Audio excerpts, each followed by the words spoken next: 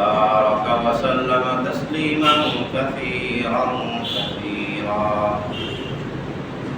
أما بعد فأعوذ بالله من الشيطان الرجيم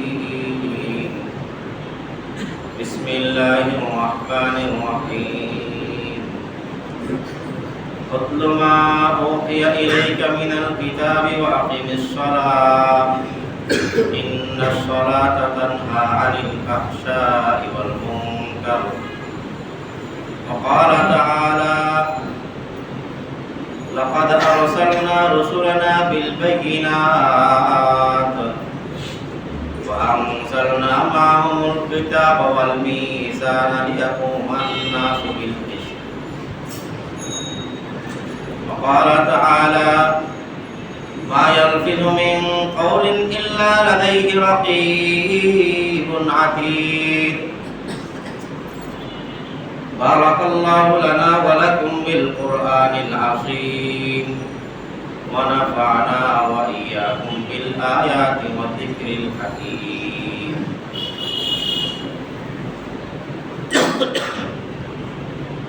الحمد لله আল্লাহ পাক রব্বুল আলামিনের লাখ কোটি শুকর যে আল্লাহ রব্বুল আলামিন আমাকে আপনাকে রমজান মাসে জুমার দিন জুমার মসজিদে যথা সময়ে উপস্থিত হওয়ার তৌফিক দিয়েছেন আমরা শুকরিয়া আদায় করি আলহামদুলিল্লাহ।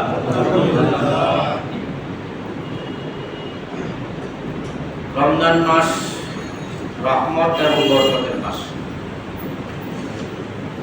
এই মাসে আল্লাহ রাব্বুল আলামিন কোরআন শরীফ নাযিল করেছেন। তাই কোরআন তেলাওয়াতের সাথে এই মাসের সাথে বিশেষ একটা সম্পর্ক আছে। নবী পাক সাল্লাল্লাহু আলাইহি ওয়াসাল্লাম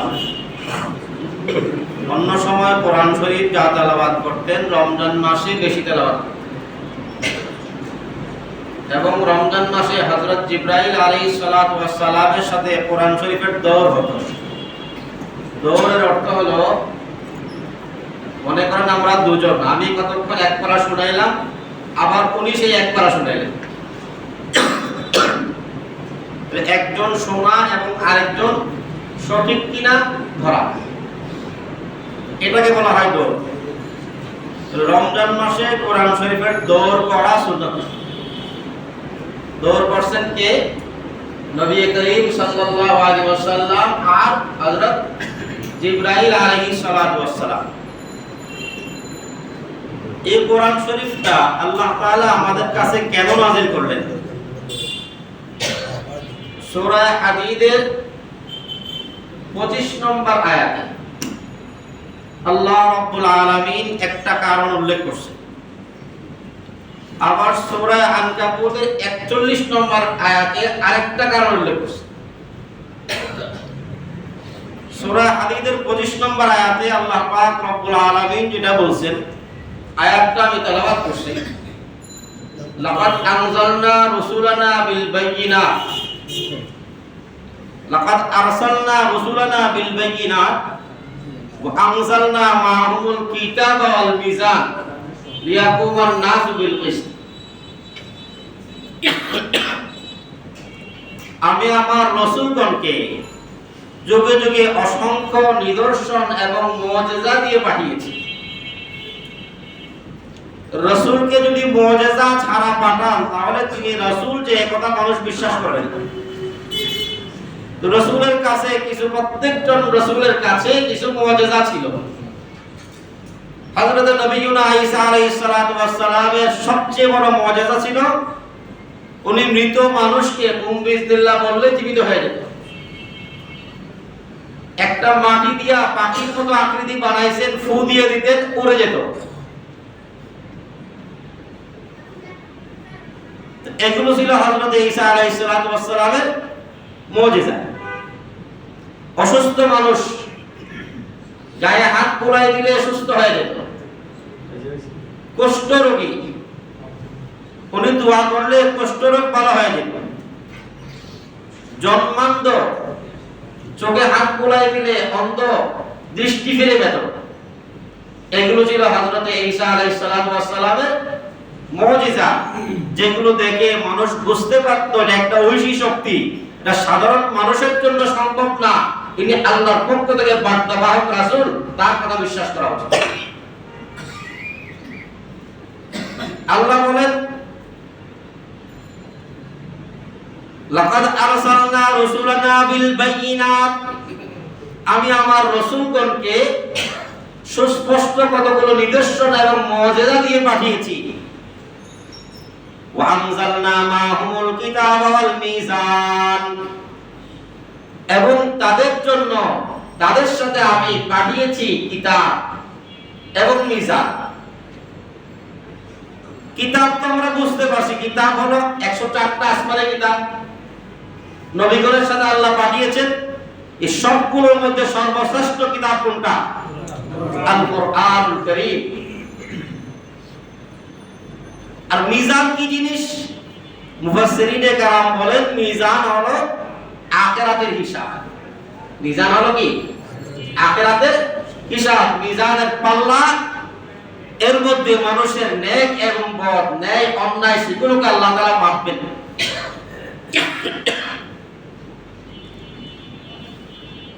তো কিতাব এবং মিজান কেন পাঠাইলাম? কিতাব পাঠাইলাম নিয়ম হিসাবে, মিজান পাঠাইলাম সেই নিয়ম কতটুকু মানলো না মানলো সেটার ব্যক্তি দিয়ে ওজন করে বিচার করার জন্য। লিয়াকুমান নাসু বিল কিসত, যেন এই দুইটার কারণে কিতাবকে সামনে রেখে নিজের জীবন চালাইলো কি চালাইলো না, যদি না চালায় সামনে মিজানে ধরা খাবে, এই ভয় এবং আশা দুইটাকে সামনে নিয়ে মানব জাতিটা ইনসাফের উপর প্রতিষ্ঠিত হতে পারবে। কি বুঝলেন? কোরআন কেন পাঠাইছে? মানব জাতিকে ইনসাফের উপর প্রতিষ্ঠিত রাখার জন্য।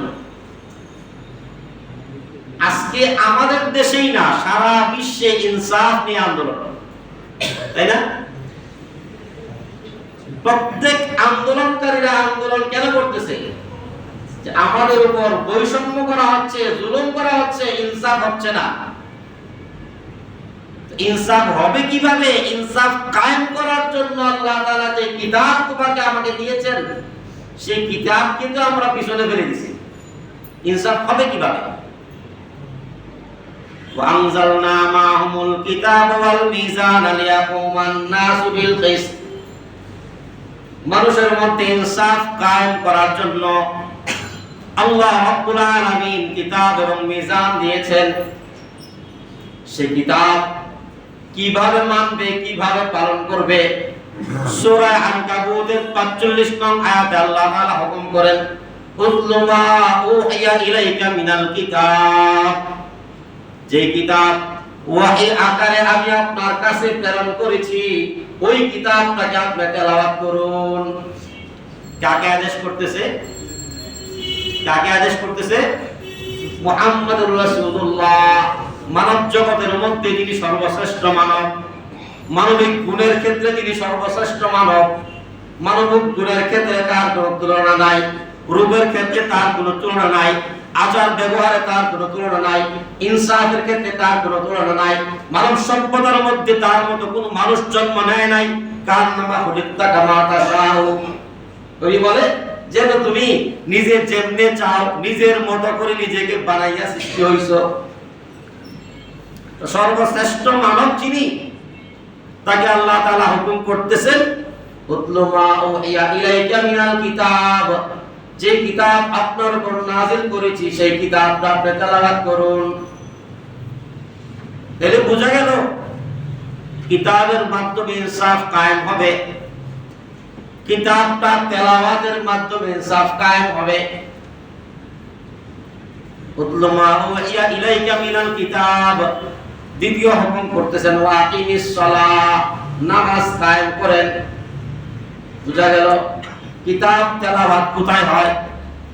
কিতাবের তেলাওয়াত নবীজি বলেন, মান কারা হারফাম মিন কিতাবিল্লাহি, আল্লাহর কিতাবের একটা হরফ যে তেলাওয়াত করবে, ফালাহু আশরু হাসানাত, তার জন্য নাকি কয়টা?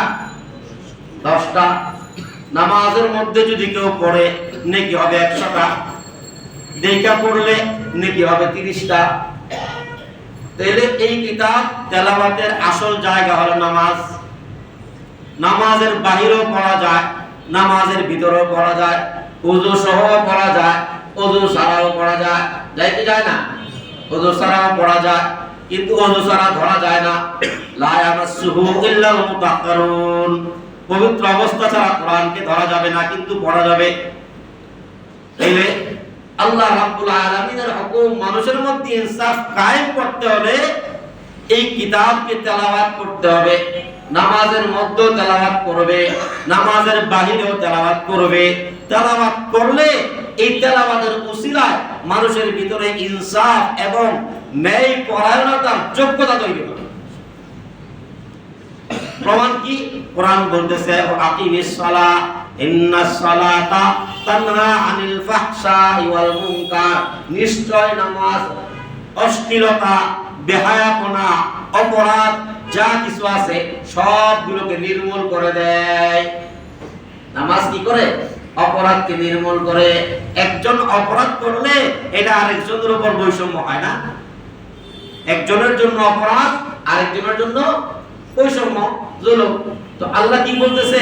এই নামাজটা তানহা আনিল ফাহশাই ওয়াল মুনকার, যত অপরাধ আছে, যত অশ্লীলতা আছে, এই সবগুলোকে নির্মূল করে দেয়। তো নামাজের ভিতরে কোন শক্তি সেটা? নামাজের ভিতরে কি আছে? জিকির। আল্লাহু আকবার বলে দাঁড়াইলাম, জিকির। সুবহানাকাল্লাহুম্মা বিহামদিকা ওয়া তাবারাকা ইসমুকা ওয়া তাআলা জাদ্দুকা ওয়া লা ইলাহা গায়রুদ দুআ, এবং জিকির। এরপরে বিসমিল্লাহির রাহমানির রহিম বলে তেলাওয়াত শুরু হয়ে গেল। তেলাওয়াত, দুআ, তাকবীর, তাসবিহ, কটা জিনিস? তেলাওয়াত, দুআ, তাকবীর আর হলো তাসবিহ। এই চারটা জিনিস নামাজের ভিতরে আছে। এর মধ্যে মৌলিক হলো কি? তেলাওয়াত। মৌলিক হলো তেলাওয়াত। রাসূল সাল্লাল্লাহু আলাইহি সাল্লামকে জিজ্ঞাসা করছে, ইয়া রাসূলুল্লাহ, সবচেয়ে কোন নামাজ উত্তম? আইয়ুস সালাত আফজাল? ক্বালা তুলুল কুনুত, যে নামাজের ভিতরে দীর্ঘ সময় দাঁড়ায় থাকতে হয়। নামাজের মধ্যে যতক্ষণ দাঁড়ায় থাকে এতক্ষণ কি করতে হয়? বলেন তো, যতক্ষণ দাঁড়ায় থাকে কি করতে হয়? তেলাওয়াত করতে হয়। তেলাওয়াত ছাড়া দাঁড়ানোর সুযোগ নাই। আমার তেলাওয়াত শেষ, দাঁড়ায় থাকলে নামাজ নষ্ট হয়ে যাবে। তেলাওয়াত শেষ, সাথে সাথে রুকুতে যেতে হবে। তাইলে বোঝা যাচ্ছে মূল কথা এটাই যে এই কোরআনের মাধ্যমে আল্লাহ তাআলা বলতেছেন লিয়াকুমান নাসু বিল কিসত, মানুষ ইনসাফের মধ্যে প্রতিষ্ঠিত হবে, মানব সভ্যতা ইনসাফের উপর দাঁড়াবে। এই দাঁড়ানোর জন্য আমি কোরআন নাযিল করছি। সুতরাং এই কোরআন যারা তেলাওয়াত করবে তারা ইনসাফগার হবে। যারা কোরআন তেলাওয়াত করবে না তারা কি হবে? সহজ কথা, বেইনসাফ হবে। যারা কোরআন তেলাওয়াত করবে না তারা জালেম হবে। যারা কোরআন তেলাওয়াত করবে না তারা অশ্লীল কর্মকার হবে। যারা কোরআন তেলাওয়াত করবে না তারা অপরাধী হবে। কারণ অপরাধ প্রবণতা যেটা, এটাকে নির্মূল করে কে? আমার কথা বুঝে থাকলে বলেন, অপরাধ প্রবণতা নির্মূল করে কে? এই কোরআন। এই কোরআন যারা তেলাওয়াত করবে তাদের মধ্যে আপনি জরিপ নিয়ে দেখেন, আমাদের দেশে যত অপরাধী আছে কোরআন তেলাওয়াত করতে পারে এবং করে, এদের মধ্যে অপরাধীর সংখ্যা বেশি নাকি কোরআন তেলাওয়াত করে না তাদের মধ্যে অপরাধীর সংখ্যা বেশি? বলেন তো, সহজ জরিপে বলেন তো। যারা তেলাওয়াত করে না তাদের মধ্যে অপরাধীর সংখ্যা বেশি, এবং যারা কোরআন তেলাওয়াত করে তাদের মধ্যে অপরাধীর সংখ্যা বেশি নাকি যারা নামাজও কোরআন তেলাওয়াত করে তাদের মধ্যে অপরাধী বেশি? দেখবেন যারা নামাজে দীর্ঘ সময় কোরআন তেলাওয়াত করে এদের মধ্যে কোরআন অপরাধীর সংখ্যা যদি 1% হয়, যারা নামাজে তেলাওয়াত তেমন করে না বাহিরে করে তাদের মধ্যে 2% হয়। তাইলে কোরআন তেলাওয়াতের সবচেয়ে উত্তম জায়গা কোনটা? নামাজ। এই নামাজে কোরআন তেলাওয়াতের জন্যই হলো হেফজ এবং হাফেজ সাহেব। যে উদ্দেশ্যটাকে আমরা এখন উল্টায় ফেলছি না, আমরা এখন মনে করি যে মাদ্রাসায় পড়লেও বিদেশ বিরাজ্যে যাওয়া যায়, সারা পৃথিবীর মধ্যে ফার্স্ট হওয়া যায়, চাকরির মতো না, পুরস্কার পাওয়া যায়, লক্ষ লক্ষ টাকা পুরস্কার পাওয়া যায়। এই জন্য কোরআন পড়লে বাবারা এই জন্য কোরআন পড়লে দিল তৈরি হবে না। কোরআন পড়তে হবে কিসের জন্য? নামাজে কোরআন তেলাওয়াত করার জন্য। কোরআন তেলাওয়াত করতে হবে সমাজের মধ্যে ইনসাফ কায়েম করার জন্য। কোরআন তেলাওয়াত করতে হবে নিজের আত্মশুদ্ধি হাসিল করার জন্য। হ্যাঁ, আত্মশুদ্ধি হাসিল হয়ে গেল, নামাজে তেলাওয়াতের যোগ্যতা হাসিল হয়ে গেল, তেলাওয়াতও হইতে থাকলো, সে যদি বৈশ্বিক সম্মান পাওয়া যায় সেটা আশ্চর্যের কিছু না। কিন্তু ওইটার লোভে যে ব্যক্তি যাবে তার দ্বারা কোরআন ফিতনা হবে। কারণ কোরআন কি বলে? ইদিল্লু বিহি কাসীরা ওয়া ইয়াহদি বিহি কাসীরা। এই কোরআন অসংখ্য মানুষকে গুমরাহ করে, পথভ্রষ্ট করে, আবার অসংখ্য মানুষকে হেদায়েত দেয়। কোরআনের কাজ দুইটাই। সুতরাং দুনিয়া পাওয়ার জন্য কোরআন না, দুনিয়াতে জিল্লতি ভোগ করার জন্য কোরআনের কি আছে? আলে কোরআনদের আল্লাহ রাসূল সাল্লাল্লাহু আলাইহি ওয়াসাল্লাম ওসিয়ত করছে, ওসিয়ত করে গেছে এই কোরআন যদি পড়ো তুমি দুনিয়াতে সম্মান পাইবা না, দুনিয়াতে মর্যাদা পাইবা না, বাড়িওয়ালা গাড়িওয়ালা হইতে পারবা না। এক সাহাবী বলতেছে, ইয়া রাসূলুল্লাহ ইন্নী উহিব্বুকা, আমি আপনাকে ভালোবাসি। বলছে বুঝছো ঠিক না কও? ইয়া রাসূলুল্লাহ আমি আপনাকে ভালোবাসি। তো বুঝছো ঠিক না কও? বলছে ইয়া রাসূলুল্লাহ আমি আপনাকে অবশ্যই ভালোবাসি। বলছে যদি ভালোবেসেই থাকো ফাইদা বিল ফাকর তিজফাফা, তাহলে একবারে শুকনা খেজুরের মতো দরিদ্রতার জন্য প্রস্তুত হয়ে যাও। আমরা কি দেখি? যারা কোরআন ওয়ালা তারা কি বেশি বড় বাড়িওয়ালা? ঢাকা শহরের সবচেয়ে বড় বাড়িওয়ালারা, সবচেয়ে বড় গাড়িওয়ালারা, সবচেয়ে বড় পদওয়ালারা কোরআন ওয়ালা নাকি? কোরআন যারা শিখবে তাদের জন্য দুনিয়ার সম্পদের, দুনিয়ার ঐশ্বর্যের সেগুলোর কি নাই?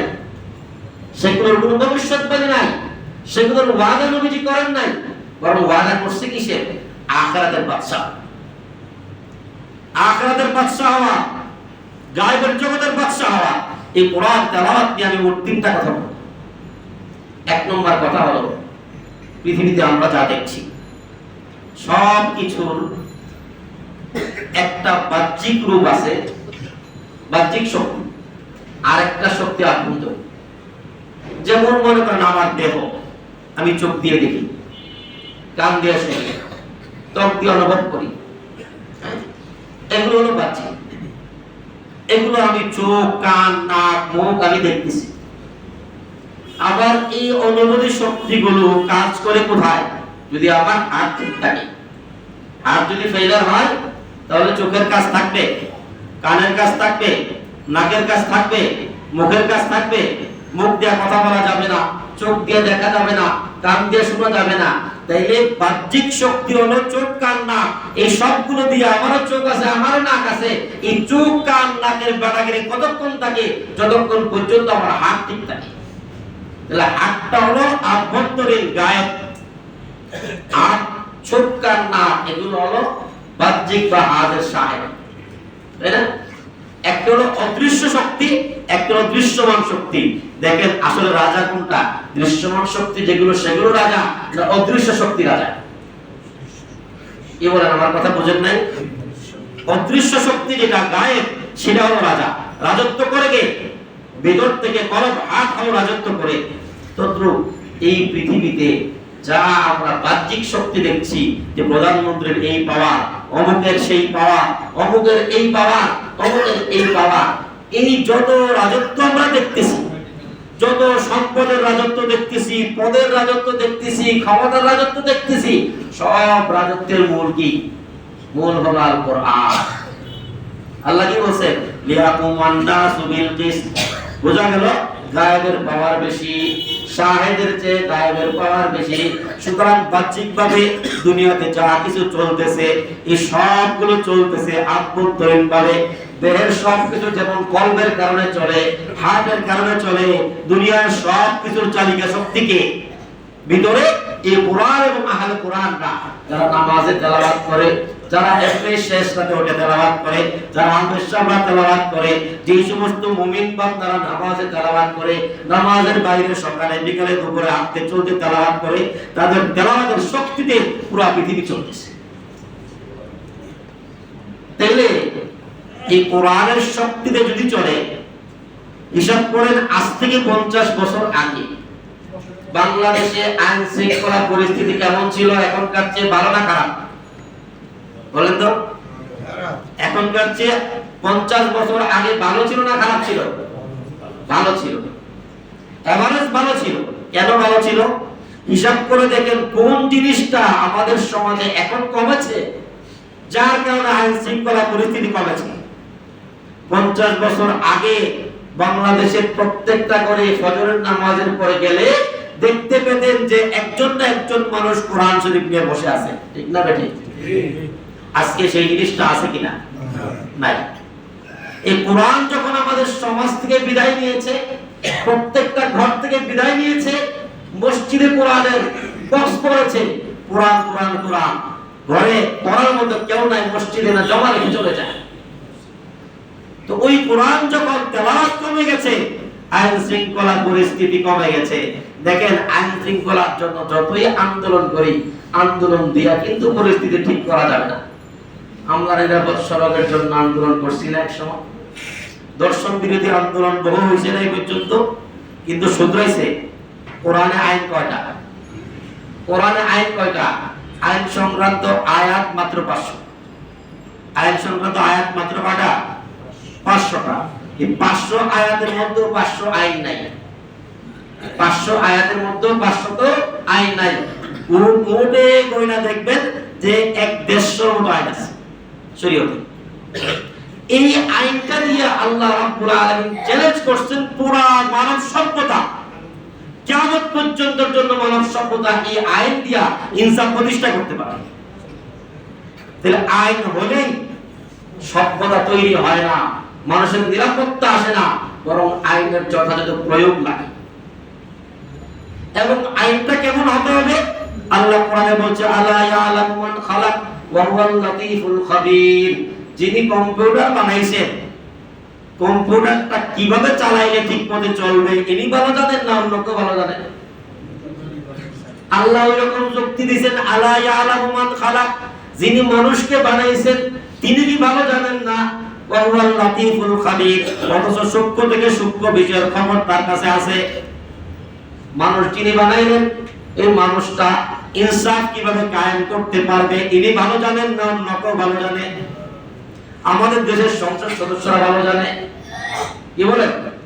আল্লাহ আমরা যে যুক্তিতে চলি, আল্লাহ তো সেই যুক্তি দিতেছে কত বছর আগে, সেই 1400 বছর আগে। মানুষ যিনি বানাইছেন এই মানুষটাকে সুন্দরভাবে চালাইতে হবে, সুষ্ঠুভাবে চালাইতে হবে, অনিয়ম মুক্ত করে চালাইতে হবে। কার আইন লাগবে? আলা ইয়ালামু মান খালাক, যিনি বানাইছেন তার আইনটা মানো, তার আইনটা মানো। তাহলে এই কোরআনের তেলাওয়াত আমাদের সমাজ থেকে যতদিন কমেছে ততদিন যাবত আইন শৃঙ্খলা এবং নিরাপত্তার পরিস্থিতি, মানুষের ন্যায় নীতি কমেছে, ইনসাফ কমে গেছে। কোরআন তেলাওয়াত বাড়ায় দেন, দেখবেন আন্দোলন করা লাগবে না, সরকারের পরিবর্তন করা লাগবে না, ক্ষমতার পরিবর্তন লাগবে না, মানুষগুলো এমনিতেই মানুষ হয়ে যাবে। এই রমজান মাস কোরআন তেলাওয়াতের মাস।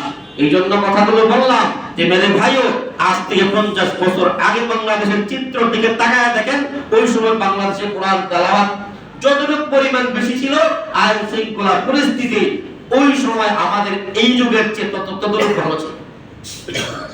তার কারণ আভ্যন্তরীণ শক্তি হলো এই সমাজকে চালায় কে? এই কোরআন তেলাওয়াত।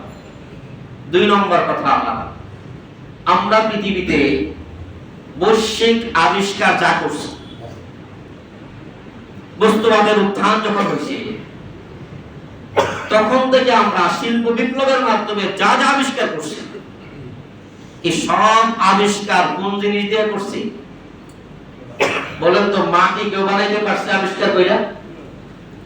আবহাওয়া কেউ বানাইতে পারছে আবিষ্কার কইরা? পানি বানাইয়া খেতে চাষ করছে এমন কোন আবিষ্কার আছে? তাহলে আবিষ্কার উৎপাদনের ক্ষেত্রে যা কিছু করছি সবগুলো আল্লাহ তাআলার সৃষ্টি করে দেওয়া ম্যাটেরিয়াল নিয়ে আমাদের বানাই, তাই তো? গাড়ি ঘোড়া বিমান বিমান যা বানাইছে, অস্ত্র শস্ত্র, সবগুলোর ম্যাটেরিয়াল গুলো কি নিজেরা বানাই নিয়েছিলাম? কি বলেন? না আল্লাহর বানানো দেওয়া? তো আল্লাহ তাআলা যা বানাই দিয়েছেন এই সবগুলো হলো মুজিজ, এগুলো মানুষের জন্য বানানো সম্ভব না। তো আল্লাহ তাআলা যা বানাইছেন এগুলো আল্লাহর কাজ। হয়তো আমরা যা করতেছি মাটি নিয়ে গবেষণা করছি, নাইলে লোহা নিয়ে করছি, নাইলে পাথর নিয়ে করছি, নাইলে আগুন বাতাস পানি নিয়ে করছি, এই সবগুলো নিয়ে গবেষণা করে আমাদের আবিষ্কার আমরা পৃথিবীকে অনেক সুফল দিতে পেরেছি। যেখানে 1 বছরের যাত্রা করছিল সেটাকে আমরা 6 ঘন্টায় নিয়ে আসছি। 6 মাসের যাত্রা করতে আমরা ত্বরান্বিত করে 6 ঘন্টা নিয়ে আসছি। সবগুলো ব্যাটাগিরি করছি কার উপর? আল্লাহর সৃষ্টি ম্যাটেরিয়ালের উপরই। তো দেখেন আল্লাহ রাব্বুল আলামিন আগুন, পানি, বাতাস, মাটি, এই 4টা জিনিস দিয়ে পৃথিবীর যা আছে সব বানাইছেন। এই 4টা জিনিস দিয়ে মানুষের দেহ বানাইছেন। আমাদের প্রয়োজনীয় যা কিছু আছে এই 4টা জিনিসের উপরই। নাড়াচাড়া তো 4টার উপরই, তাই না?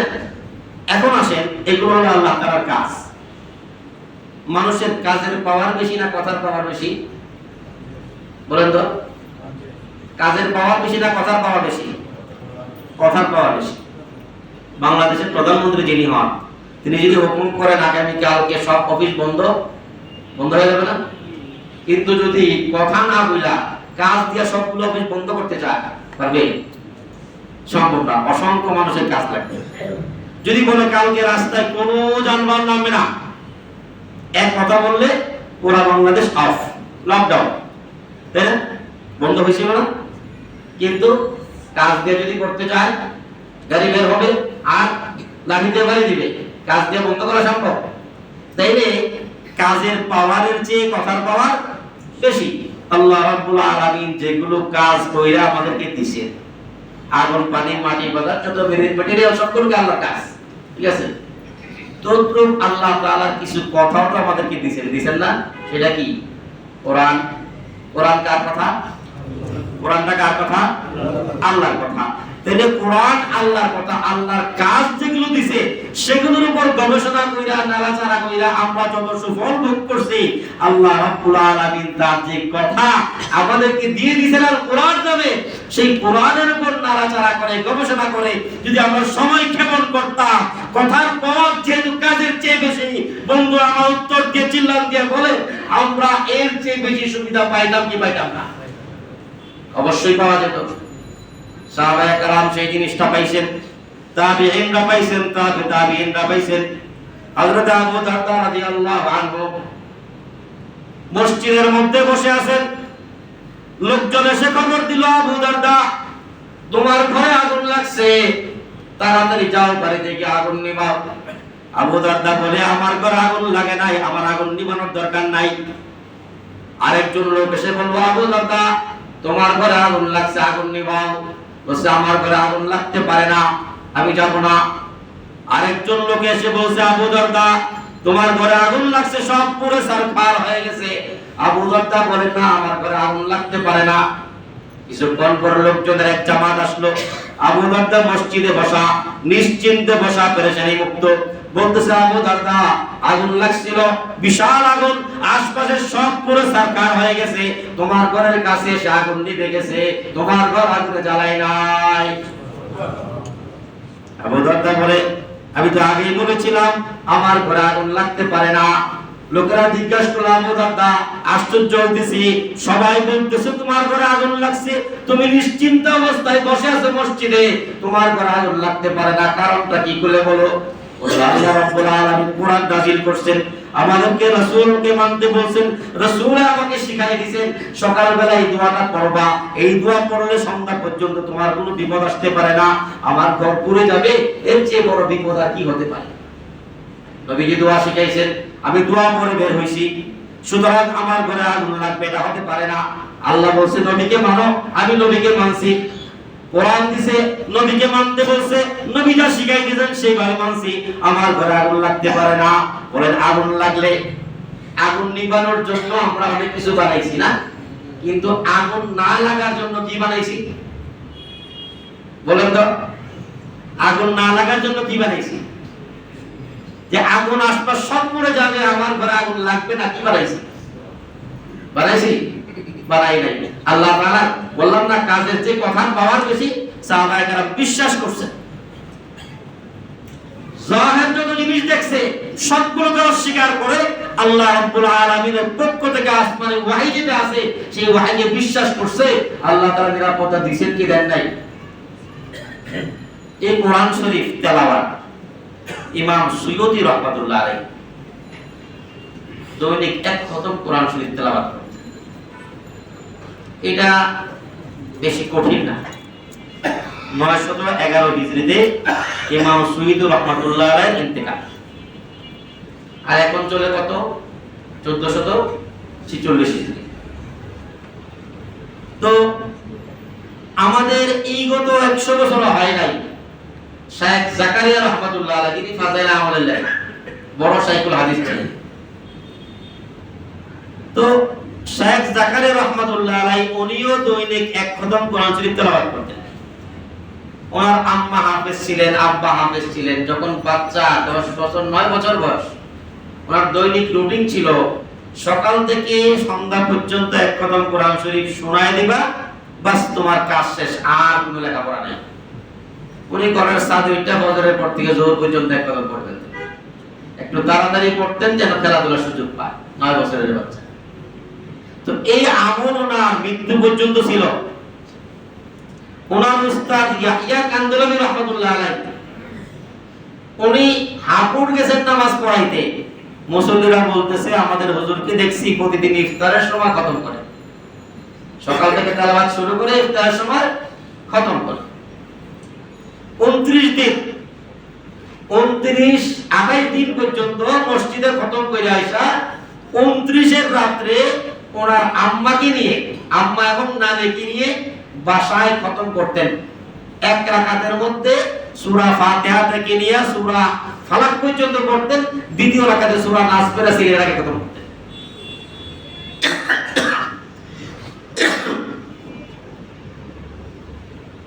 এরপরে দায়িত্ব শেষ। কোরআন শরীফের তেলাওয়াত আমাদের বুজুর্গরা এভাবে করছে। তো বলতেছিলাম কথার পাওয়ার বেশি কাজের পাওয়ারের চেয়ে ইমাম সুয়ুতী রাহমাতুল্লাহ আলাইহি উনি ওনার ছাত্রকে একদিন বলতেছেন, আসরের নামাজের পরে বাবা শুনো, আসরের নামাজ এখানে পড়তেছি, আল্লাহ তাআলা আমাকে এমন এক নিয়ামত দিয়েছেন, যদি আমি চাই মাগরিবের নামাজ খানায় কাবায় গিয়ে পড়তে পারবো। ছাত্র বলল, হুজুর এমন সুযোগ কি হাতছাড়া করা যায়? আপনি দেখাইতে চান যেহেতু আমিও দেখতে চাই। যদি দেখতে যদি চাও তাহলে আমার কাঁধের মধ্যে এভাবে মুঠ করে ধরো। কাঁধে ধরছে, চোখ বন্ধ করছে, মাগরিবের আগে আগে চোখ খুলছে, গিয়া দেখে খানায় কাবার সামনে। তাহলে কতক্ষণ লাগলো কোরআনের বলি বিনিময়? আমরা তো খানায় কাবায় যাওয়ার জন্য যেখানে 6 মাস লাগতো, বিমানে সেটা 6 ঘন্টায় যাইতে পারি, তো 6 ঘন্টা না 12 ঘন্টা লাগে। কারণ এখানে 4 ঘন্টা আগে ঢুকতে হয়, সেখানে বাইরে হইতে হইতে পৌঁছতে প্রায় আরো 2-4 ঘন্টা লাগে, 12 ঘন্টা লাগে। তাহলে ইমাম সুয়ুতী রাহমাতুল্লাহ আলাইহি কোরআন শরীফ তেলাওয়াতের মাধ্যমে কতক্ষণে বসলেন? আসর থেকে মাগরিব পর্যন্ত কয় ঘন্টা সময় থাকে? 1.5 ঘন্টা না 2 ঘন্টায়? আসর যদি একটু আগে পড়ে না 2 ঘন্টায়। তাহলে দেখেন, আমি যে বললাম যে কোরআন আল্লাহর কালাম, কথা, আর বাকি যত মেটেরিয়াল নিয়ে আমাদের বিজ্ঞানের আবিষ্কার সবগুলো আল্লাহর কাজ। তো কাজের চেয়ে কথার পাওয়ার বেশি। সুতরাং আল্লাহর কাজ যেগুলো আছে, আগুন, পানি, মাটি, বাতাস, যত মেটেরিয়াল নিয়ে আমাদের বিজ্ঞানের গবেষণা আছে, এই গবেষণা নিয়ে আমরা যত গবেষণা করতেছি, নাড়াচাড়া করতেছি, সুফল ভোগ করতেছি, আল্লাহর কালামকে নিয়ে যদি ওই রকম নাড়াচাড়া করতাম, তাহলে ইমাম সুয়ুতী রাহমাতুল্লাহ আলাইহির মতো 1-1.5 ঘন্টায় খানায় কাবায় যাওয়ার যোগ্যতা প্রত্যেকটা মুমিনের হতো। আল্লাহ রাব্বুল আলামিন সেই যোগ্যতা দিয়েই কোরআন পাঠাইছে। তখন সমাজের মধ্যে দর্শন বিরোধী আন্দোলনের দরকার হতো না, নিরাপদ সড়কের জন্য আন্দোলনের দরকার হতো না, কোটার জন্য আন্দোলনের দরকার হতো না, আরো অন্যান্য বৈষম্য বিরোধী আন্দোলনের দরকার হতো না। আমরা কি জিনিস ধরছি আর কি ছাড়ছি, তাই না? আপনার চিকিৎসা বাদ দিয়া চোখের চিকিৎসা, কানের চিকিৎসা, নাকের চিকিৎসা শুরু করছি, কিন্তু যখন হার্ট ফেলিওর হয়ে গেল, চোখ কান নাকের চিকিৎসা যতই করছি সব তো বেকার হয়ে গেল। এই জন্য মেরে ভাইও কথা বুঝে আসতেছ, করবো তো কোরআন ইনশাআল্লাহ, না ওয়াজ শোনা পর্যন্ত শেষ? আল্লাহু আকবার, আল্লাহু আকবার। 2 নম্বর কথা আমার শেষ। 3 নম্বর কথায় আসেন। আল্লাহ রাব্বুল আলামিন নিজাম করছেন, বিজ্ঞানেরও সেটা থিওরি, যে মানুষের মুখ দিয়ে যে কথাটা বের হয় এই কথাটা ইথারে ভাসতে থাকে, ইথারে ভাসতে থাকে। এই থিওরির উপর বিজ্ঞান রেডিও আবিষ্কার করছে। রেডিওর পরে আবার ইলেকট্রন, প্রোটন আবিষ্কার হওয়ার পরে তারা বিন্দু থেকে অণু, অণু থেকে পরমাণু, তারপরে ইলেকট্রন নিয়ে গবেষণা করে এখন আমাদের ইলেকট্রনিক মিডিয়া এসে গেছে। ভিডিও কইরা, লাইভ দেখায়া এখানে কথা চলতেছে, সেই কথা সারা বিশ্বের যে কোনো জায়গায় শোনা যায় ইলেকট্রনের মাধ্যমে। যত সূক্ষ্ম হয় তত তার শক্তি বেশি হয়, তাই না? তো বিজ্ঞানের থিওরি এটা, যে কোনো কথা মানুষের মুখ থেকে বের হয় ওই কথাটা ইতারে বাসতে থাকে, সেটা কোনোদিন মুছে যায় না, মিটে না। এবং বিজ্ঞান গবেষণা করে সেই জিনিসটা চেষ্টা করতেছে হযরত ঈসা আলাইহিস সালাতু ওয়াস সালামের কথাগুলোকে তারা আলাদা করবে, চিহ্নিত করবে। মুহাম্মদুর রাসূলুল্লাহ সাল্লাল্লাহু আলাইহি ওয়াসাল্লামের কথাগুলোকে তারা চিহ্নিত করবে। আইডেন্টিফাই করা যাচ্ছে না কোনটা কার কথা, কোনটা কার আওয়াজ, কিন্তু কথাগুলো আছে। আল্লাহ তাআলা কোরআনে কারীমে সেই কথাটা বলতেছেন, মা ইয়ালফিযু মিন কাওলিন ইল্লা লাদাইহি রাকীবুন আতীদ, সূরা কাফের 21 নম্বর আয়াত। মানুষের মুখ থেকে যে কোনো কথা নিশ্চয়িত হয়, বের হয়, নিক্ষিপ্ত হয়, ইল্লা লাদাইহি রাকীবুন আতীদ, সেই কথাটাকে সংরক্ষণ করার জন্য একজন ফেরেশতা থাকে খুব মজবুত। তাহলে বিজ্ঞান যে বলে কথাগুলো এখানে বসে, কোরআন কি বলছে? আমাদের কথাগুলো মুখ থেকে বের হওয়ার পরে সেই কথাগুলোকে সংরক্ষণ করে কারা? ফেরেশতা। কেন সংরক্ষণ করে? তাহলে ইথার যেমন আমাদের কথাগুলোকে সংরক্ষণ করে, এবার আসেন কোরআনের মধ্যে ওয়ানজালনা মাহুল কিতাব ওয়াল মিজানা লিয়াকুমান নাসু বিল কিসত। হ্যাঁ, মানুষের মধ্যে আমি কিতাব পাঠাইলাম, আখিরাতে মিজান কায়েম করব, মানুষ যদি ইনসাফের উপর প্রতিষ্ঠিত হতে পারে। এই কথাগুলো মাপা হবে, এই কথাগুলো মেনে নেবে। প্রত্যেকটা কথার কিছু উপকারিতা আছে, কিছু ক্ষতি আছে। কোন কথা উপকারী হয়, কোন কথা ক্ষতিকর হয়। ক্ষতিকর কথার জন্য আমাকে শাস্তি ভোগ করতে হবে, উপকারী কথার জন্য আমাকে পুরস্কার ভোগ করা, পুরস্কার দেওয়া হবে। আল্লাহ বলছেন, মা ইয়ালফিযু মিন কাওলিন ইল্লা লাদাইহি রাকীবুন আতীদ। আমরা যত কথা বলি সব কথাকে হেফাজত করা হয় ইথারে পাশে। ইথার যেমন আমাদের কথাকে হেফাজত করে, তদ্রূপ কোরআন আমাদেরকে হেফাজত করে। আমার কথাটা যদি কোরআন হয়ে যায়, আমার কথাটা যদি হাদিস হয়ে যায়, আমার কথাটা যদি জিকির হয়ে যায়, এই কথাগুলো আমার জন্য উপকারে আসবে। যখন অন্যায় কথা আমি বলবো, অন্যায় কথাগুলো ইথারে ভাসবে। সেই কথাগুলো আস্তে আস্তে অন্যায়গুলো জমা হয়ে এটাই কোথাও ঘূর্ণিঝড় হবে, কোথাও জলোচ্ছ্বাস হবে, কোথাও আল্লাহ কঠিন কোন সরকারকে চাপায় দিবে, কোথাও বৈষম্য হবে, কোথাও বিদেশি শক্তির জুলুম হবে, অত্যাচার হবে। এই কথাগুলোর কারণে সবগুলো কথাকে আল্লাহ হেফাজত করে। মেরে ভাইও, রমজান মাস আসছে, এই জন্য রমজান মাসে আমাদের বুজুর্গরা শিখাইছেন কথা কম বলা। যা কথা বলবো আল্লাহর কোরআন দিয়ে বলার চেষ্টা করব। আমি কোরআন পারি না, অনেকের যুক্তি আমি কোরআন পড়তে পারি না। আমি বলি, ভাই আপনি ভুল বলতেছেন, আপনিও কোরআন পড়তে পারেন, কারণ আপনি তো সূরা ফাতিহা পড়তে পারেন কি পারেন না? সূরা ফাতিহা পড়তে পারেন কি পারেন না? মেহেরবানি করে দান বাক্সগুলো আমরা চালিয়ে দিই, দান বাক্সগুলো চালিয়ে দিই। মসজিদের জন্য আমরা মুক্ত হস্তে দান করি। তুমি ভাই, আমি বলবো সূরা ফাতিহা সব মুসলমান পড়তে পারে, সূরা ইখলাস সব মুসলমান পড়তে পারে, না হলে অধিকাংশ মুসলমান পড়তে পারে। আপনি সারাদিন সূরা ফাতিহাটাই পড়ুন, আপনি সারাদিন সূরা ইখলাসটাই পড়ুন, তবু তো আপনার মুখ থেকে সূরা ফাতিহা যখন নিঃসরিত হবে, সূরা ফাতিহা নিক্ষিপ্ত হবে, ফেরেশতারাই সূরা ফাতিহাকে হেফাজত করবে।